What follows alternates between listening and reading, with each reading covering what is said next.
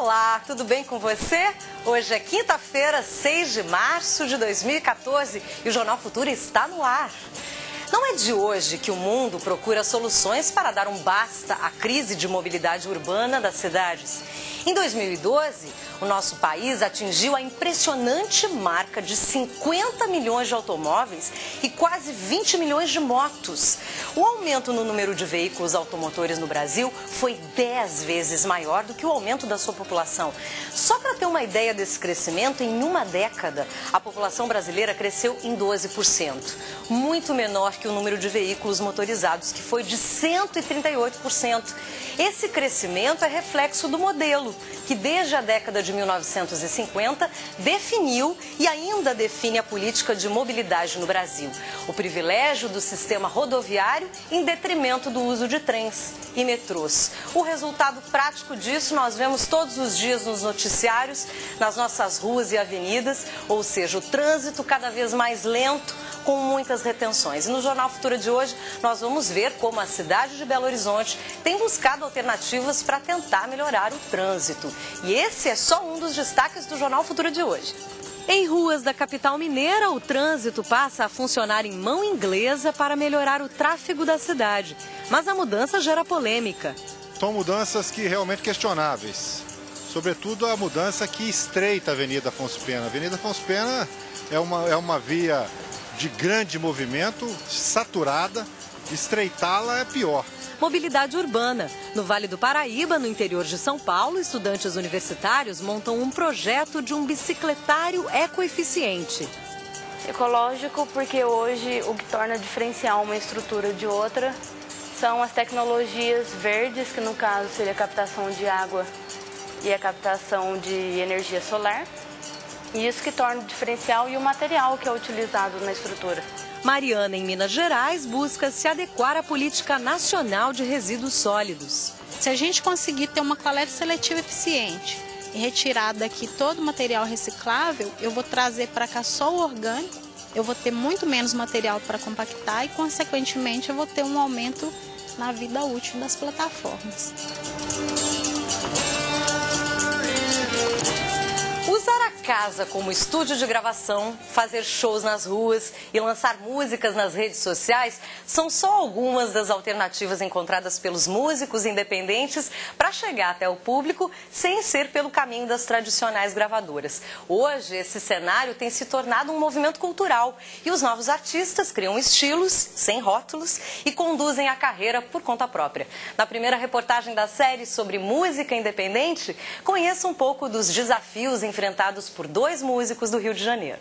Não se assuste, pessoa, se eu lhe disser que a vida é boa, enquanto ele se bate. Porque a música independente é a resposta mais difícil, porque é um conceito meio vago, né? Bastante aberto, porque na verdade você trata como músicos independentes, músicos que estão dependendo de editais, você trata como música independente, músicos que estão num circuito de interdependência mesmo, muito forte. A coisa começa a crescer e começa a funcionar no momento em que esse circuito de dependência, de interdependência se estabelece, que as pessoas começam a tocar nos discos umas das outras e entrar na banda uma das outras e fazer shows uma com as outras e viabilizar projetos em conjunto, projetos de parceria. Acho que o caminho de conexão para esse mercado independente, para esse cenário independente, é fundamental, porque, cara, hoje em dia você não faz nada sozinho. Você não faz nada sozinho. Você tá sozinho, mas você não faz nada sozinho. Você precisa se conectar. Eu tenho amigas cantoras que me ajudam, a gente se ajuda, vamos marcar show junto, vamos.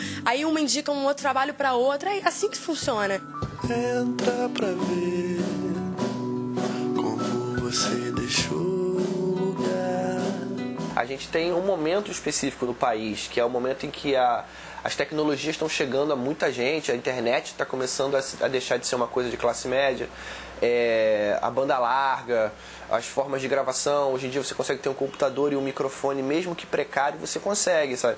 E aquele registro ali precário pode ter um carisma, pode ter uma identificação humana ali, que é o suficiente para que você, dentro da sua capacidade, do seu potencial, construa o espaço que você tem braços para construir, sabe? Eu tava morando num apartamento aqui em Botafogo, um conjugado de 25 metros quadrados, assim, que só tinha a banheira, a cozinha e um ambiente, assim.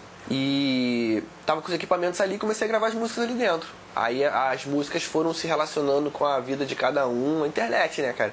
Cada um foi pegando uma música pra si e quando eu vi a coisa já tinha virado uma continuação daquilo que eu tinha começado com a banda, mas com proporções muito maiores, sabe? Começou-se um burburinho de falar-se sobre aquilo.